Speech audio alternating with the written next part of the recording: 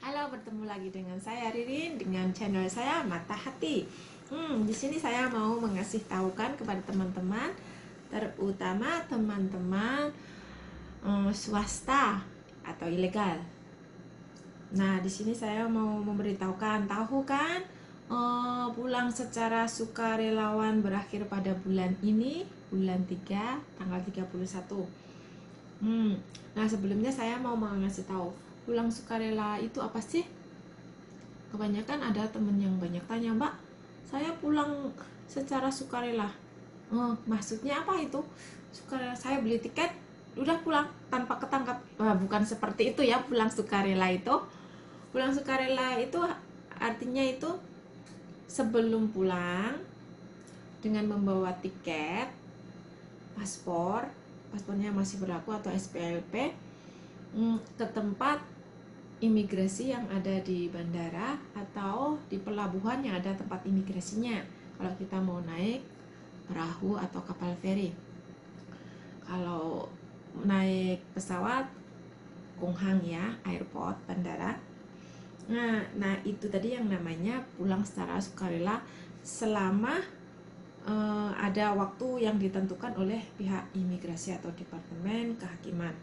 Nah di situ kalau kita pulang melebihi bulan 3 ini, untuk bulan 4-nya, untuk bulan 4 saya kemarin sudah menerangkan kalau bulan 4 itu secara serentak di 5 instansi pemerintah seperti Depnaker, kantor kepala kepolisian, baik itu angkatan laut maupun angkatan udara, dan pihak kementerian perhubungan serta serta yang terutama imigrasi.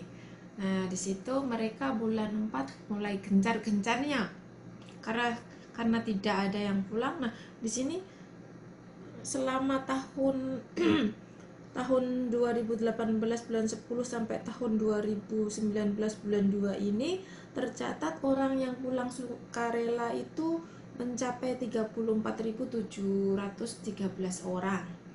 Nah, maka dari itu menurut mereka itu masih kurang. Sebab di bulan 4, maka dari itu mereka mengasih kesempatan untuk pulang secara sukarela. Nah, di situ selama bulan 3 akhir ini dikasih kesempatan dan tidak ada tambahan lagi. Maka dari itu untuk bulan 4-nya instansi yang 5 tadi saya sebutkan itu akan membuat semacam rahasia secara besar-besaran. Nah, di situ kalau misalkan Anda sekalian ketangkap, maka selama 10 tahun tentunya tidak dapat ke sini. Dan misalkan kalau mau ikut ke sini, lihat dulu, atau mau balik ke Korea untuk bekerja lagi, dengan catatan tidak lebih dari 5 tahun selama trainingnya. Totalnya selama di Korea, nanti bisa kembali lagi setelah 10 tahun walaupun walaupun 10 tahun, asal itu juga ada catatan bahwa itu ada batasan umurnya.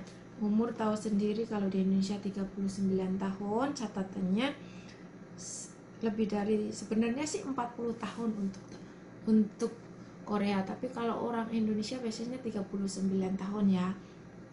Nah, di situ nanti kalau udah tercatat masuk dalam bulan 4 nanti kena rahasia, maka selama 10 tahun kamu tidak bisa ke Korea untuk bekerja. Kalau untuk bekerja, lihat dulu sebelumnya kamu itu di sini udah ada 5 tahun apa enggak totalnya. Kalau tidak ada 5 tahun, balik lagi oke. Tapi kalau melebihi 5 tahun, walaupun pulang secara sukarela pun tidak bisa ke Korea dengan menggunakan visa kerja. Kalau sudah begitu, maka secara dipikiran dulu mau pulang bulan ini atau nanti. Setiap tahunnya saya kasih tahu, setiap tahun pihak imigrasi akan memberikan kesempatan pulang secara sukarela. Untuk tahun ini, tahun 2019 aja yang saya sebutkan untuk tahun ini sampai bulan 3. Untuk tahun depannya saya belum tahu.